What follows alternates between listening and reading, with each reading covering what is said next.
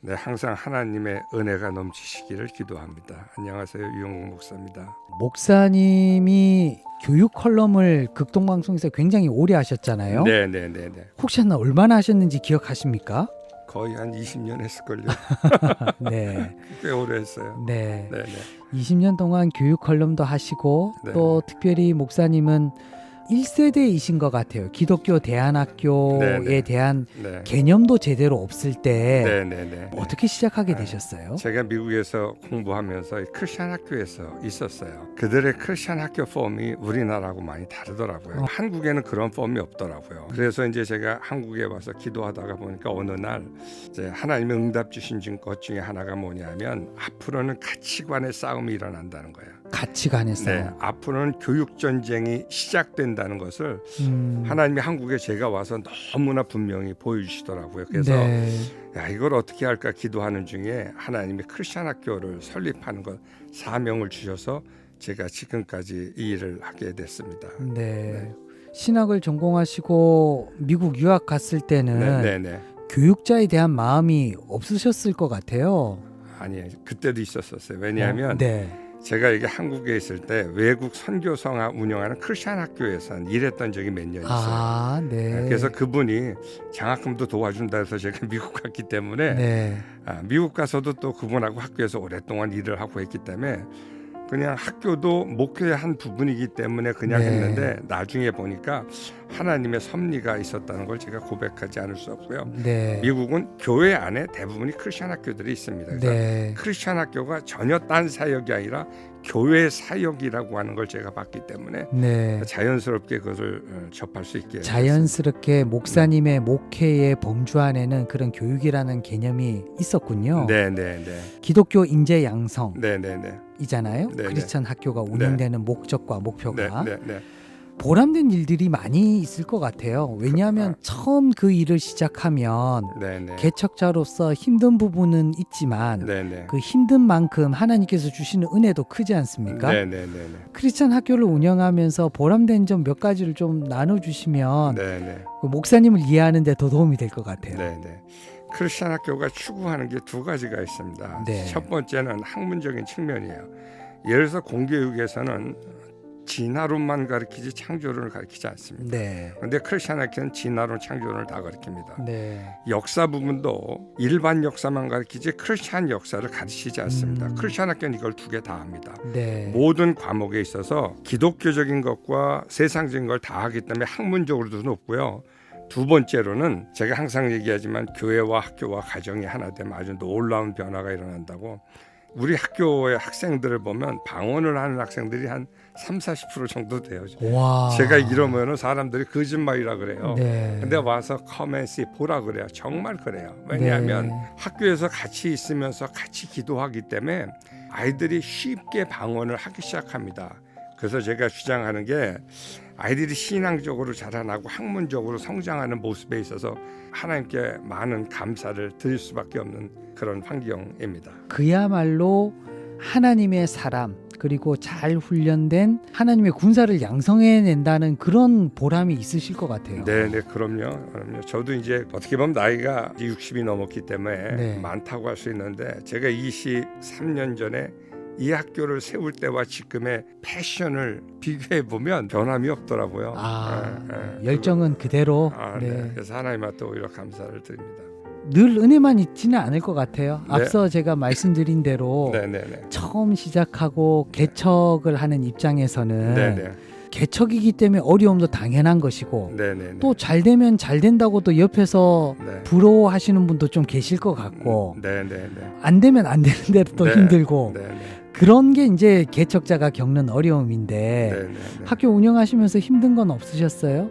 물론 힘든 거 많이 있죠. 왜냐하면 이것이 정말 하나님의 사람들을 세우고 왔기 때문에 사탄이 분명히 공격하죠. 네. 그런데 이러한 것을 어렵다고 하기보다는 해결해야 될 사명으로 느낀다 그럴까요? 해결해야 될 사명. 나 그냥 하나의 숙제가 또 생겼다. 네. 그냥 그 정도.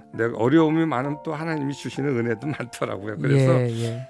어려움을 그렇게 어렵다고 한 적은 별로 없는 것 같아요. 다만 어려움이 있을 때 더욱더 기도할 수 있고 하나님의 일을 찾으려고 노력하고 하는 방면에 있어서 어려움은 항상 감사로 생각했던 기억이 제가 듭니다. 네. 네. 지금도 이제 그런 마음으로 학교 운영을 하고 계시고요. 네네네, 그렇죠. 네. 그러면 목사님은 내가 이제 목사로 헌신해야 되겠다는 네네네. 결심은 언제 하시게 되셨어요? 제가 이제 고등학교 1학년 때가 정말 뜨겁게 기도했던 때인 것 같아요. 어떻게 네. 보면 그 시대가 한국교회에서 굉장히 뜨겁게 기도하던 때인데. 네.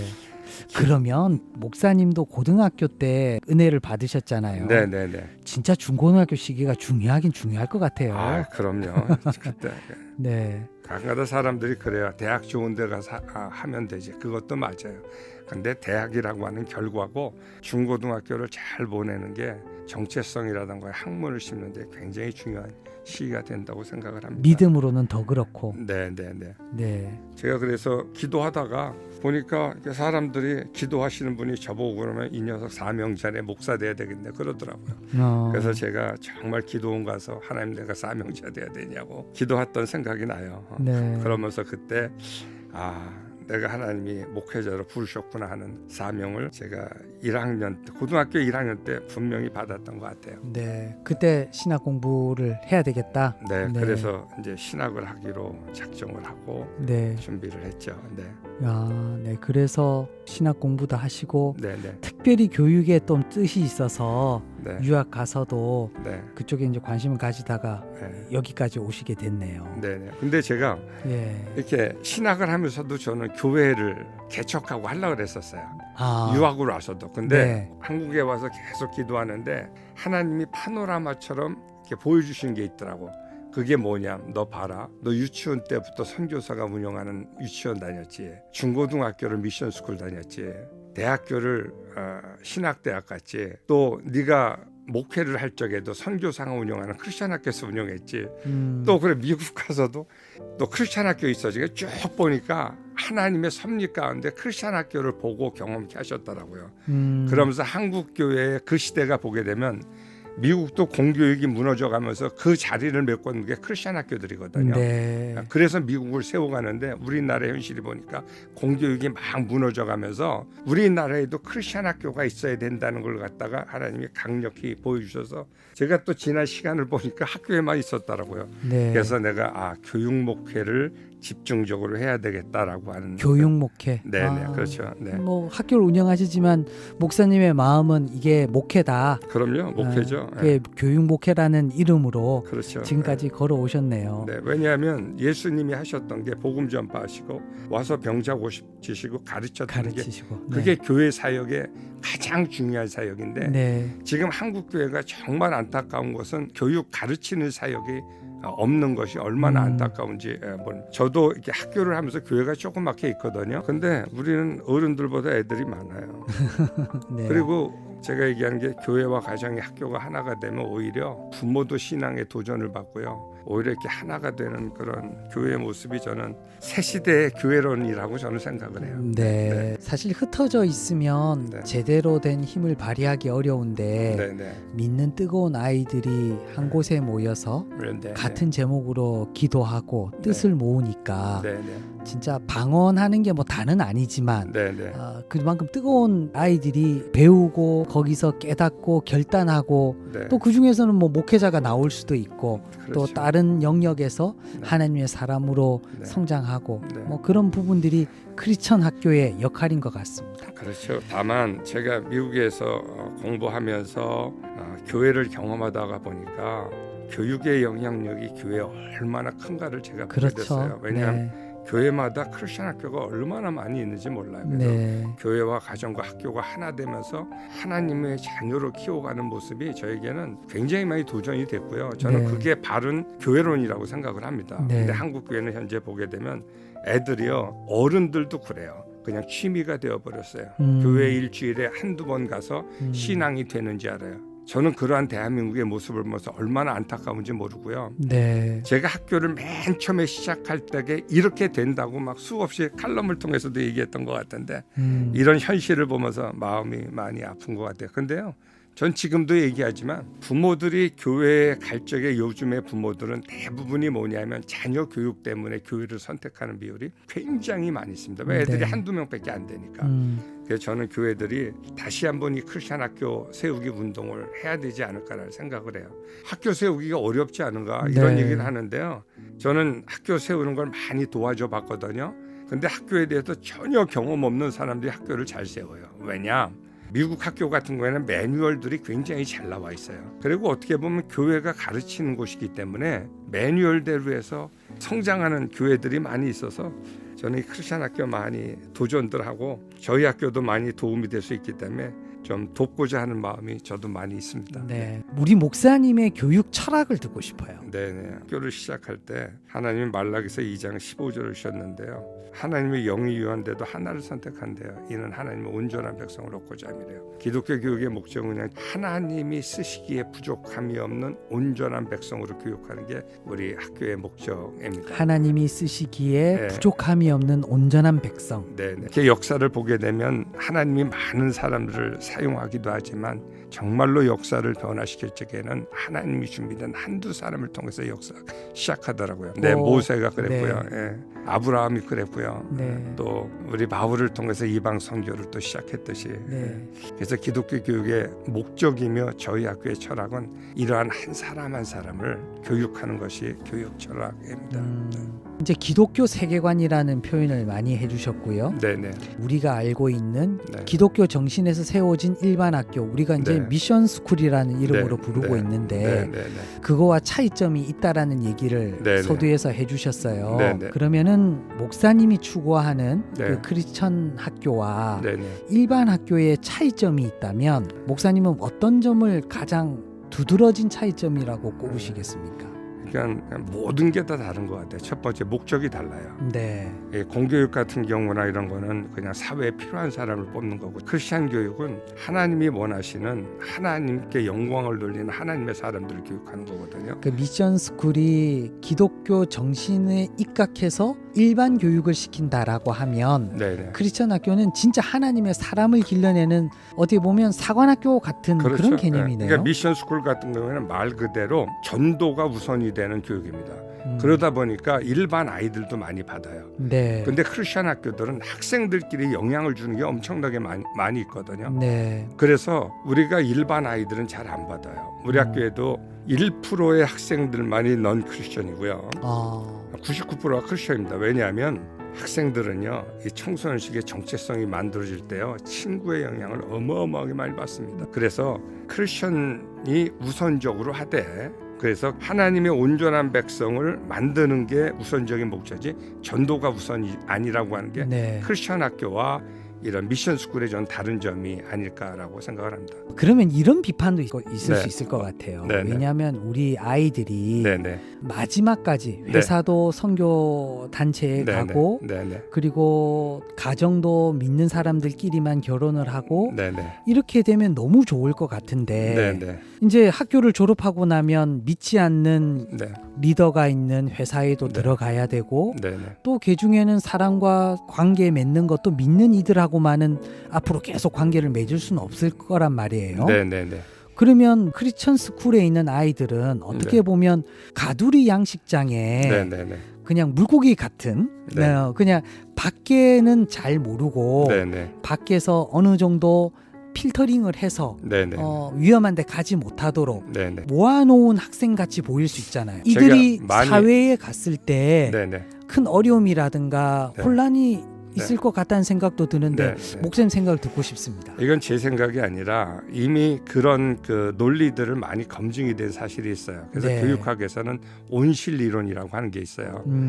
뿌리를 내리기까지는 온실에서 했다가 그리고 밖에 심어야 비바람이 할 때 무너지지 않는 것처럼, 네. 근데 어렸을 때 그냥 밖에다 놔면 세상에다 보면 무너진다 이 말이죠. 네. 이거를 기독교 교육학 이론에서는 온실 이론이라고 그래요. 네. 어느 정도 자기의 정체성이 생겨나고 그럴 때까지는 보호된 환경에서 자라야 된다라는 걸 얘기를 해요. 근데 제가 지금까지 보니까 온실 이론이 맞아요. 어렸을 때 자기의 정체성이 만들어지고 자기의 감성이 만들어질 적에 사회에다 놓으면 애들이 무너집니다. 네. 근데 저는 교육을 40년 가까이 하면서 봐왔어요. 네. 오히려 기독교의 정체성에서 이렇게 자라는 애들이 오히려 나중에 사회성도 좋고 감성도 좋고 학문적으로도 탁월합니다.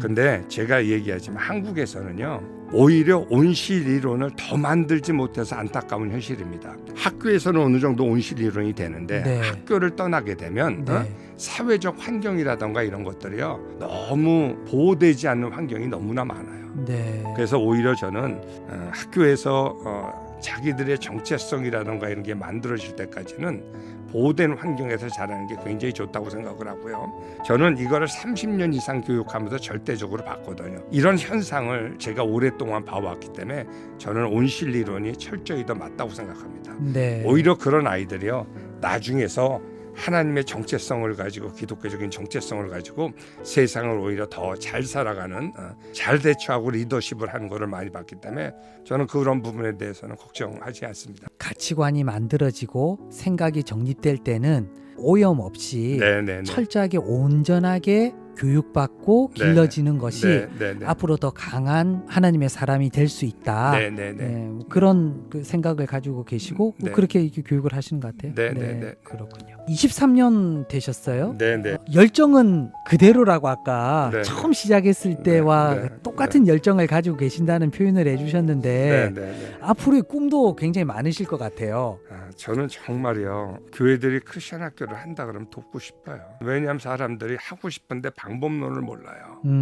그렇죠. 네, 근데 제가 교회가 크고 적고는 상관이 없어요. 근데 제가 돕는 사람들은 어떤 사람들이냐, 정말로 이거를 아이들을 교육시켜서 하나님의 리더를 만들고자 하는 그런 순수성을 가지고 하는 목회자들이 좀, 교회라든가 단체들이 함께 했으면 좋을 것 같아요. 네. 근데 제가 가끔가다 돕지 않는 단체는 뭐냐면, 이것을 어떤 수단으로 자꾸 삼으려고 그래요. 자기 목적의 수단, 또 어떤 무슨 성장의 수단, 이런 거보다 물론 그런 것도 중요하지만 그건 두 번째, 세 번째 되고, 하나님의 자녀들로 키우고자 하는 그런 순수한 마음이 있는 네. 교회들이나 기관들이 있으면요, 지금까지도 도와왔지만 사람들이 어떻게 하는 방법을 모르거든요. 네. 근데 저는 뭐 미국에도 학교가 있고 뭐 오랫동안 이걸 해왔거든요. 그리고 제가 하면서부터 매뉴얼을 다 만들어 왔어요. 누군가 이 학교를 하고 싶다 그러면 이렇게 도와줘야 되겠다. 그래서 제가 정말 크리스천 학교에 꿈이 있는 사람들은 많이 가르쳐주고 싶은 게 제가 비전이며, 그것의 미랄이 되고 싶은 게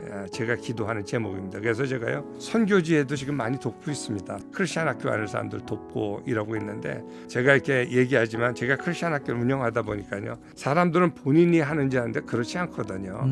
하나님의 섭리가 있으면요, 교사 보내시고 교재 보내시고 커리큘럼 보내시고 하나님이요, 학생들을 하나하나 보내주기 시작하더라고요. 저는요, 학생들도 하나님이 보내주신다는 걸 제가 너무나 명확히, 왜 이걸 제가 40년 동안 해봤잖아요. 네.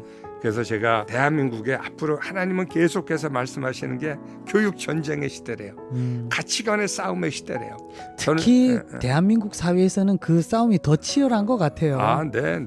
아이들을 위해서 기도하지 않고 하지 않는 교회, 교회 가지 말라 그래요. 뭐 이래서 안 되고 저래서 안 되고 이래서 안 되고 뭐가 없어서 안 되다. 안 되긴 뭐가 안 돼요. 뜻이 없어서 안 되는 거죠. 비전이 없어서 안 되는 거고, 그것에 대한 당위성과 열심이 없어서 저는 안 된다고 생각해요. 정말로 크리스천 학교를 하고 싶어하는 교회라든가 단체들이 저희 학교 도움을 받아서 이런 운동을 계속 이어갔으면 하는 바람에서 저는 정말 돕고 싶어요. 정말 네. 돕고 싶어요. 네. 목사님이 처음 23년 전에 시작했을 때랑 네, 네. 지금이랑 네. 열정은 그대로라고 말씀 주셨는데 네네. 목사님과 대화를 나누면서 느낀 점은 정말 열정은 그대로이실 것 같다. 네네. 물론 23년 전에 목사님을 뵙지는 못했지만 네네. 23년 전에 목사님도 이랬을 것 같다는 생각이 들어요. 네, 네, 교육이라는 말씀에서 네. 그 목사님의 목소리와 눈빛에서 네네.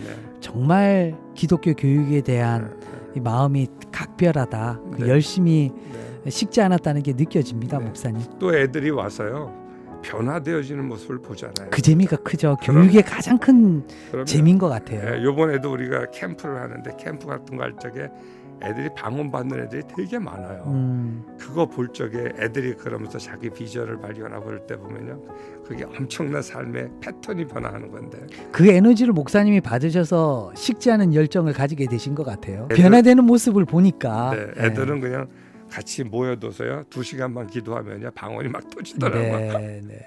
그 온실 교육이라는 얘기 해주셨는데 네네네. 그때 방언 네. 받고 그렇죠. 그때 사명 받고 그렇죠. 그때 결단하고 네. 그 네. 평생 가니까 그렇죠. 그 시절이 그만큼 중요한 거죠. 근데 요즘은요 청소년들이 네. 유튜브라든가 이런 게 다 자기를 찬양하고 자기를 표현하는 문화 아니에요. 네. 이것이 너무나 만연하기 때문에 저는 미국에서 봤거든요. 이럴 때 크리스찬 학교가 정말로 정체성을 밝혀가기 시작하더라고요. 네. 저는 대한민국이 다시 한번 부흥할 수 있는 방법이 뭐냐? 지금은 교육의 시대라고 생각을 합니다. 네. 네. 하나님이 그러셨어요. 제가 시작할 적에 앞으로는 교육 전쟁의 시대고 교육하는 것마다 내가 나의 영을 불 것이고 그들이 부흥을 이뤄갈 것이라고 말씀하셨는데 23년 전이나 지금이나 제가 똑같은 얘기를 하고 있는 것 같아요. 네. 교육하면 우리 네. 교과서에 있는 내용을 그대로 그냥 머릿속에 잘 넣는 것만으로도 그냥 교육이다라고 생각을 하고 있었는데 네, 네. 우리 목사님 얘기 들으면서 네. 사람을 만들어가는 것 어쩌면 당연한 얘기일 수 있지만 네, 네. 다시 한번 깨닫는 시간이 된 것 네. 같습니다. 그리고 저희가 지금 한 10년 전부터 네. 교육 콘텐츠를 정말 개발하고 있는 게 있어요. 네. 아마 그게 이제 머지않아 나올 겁니다. 크리스천 교육에 또 커다란 기여를 할 수 있다고 생각을 합니다. 네. 아무튼 오늘 귀한 시간 그리고 또 목사님의 열정을 보여주셔서 감사합니다. 항상 이렇게 복음을 전할 수 있는 통로가 되게 해주셔서 제가 극동방송에 오히려 감사를 드립니다. 네, 감사합니다, 목사님. 네, 고맙습니다. 네.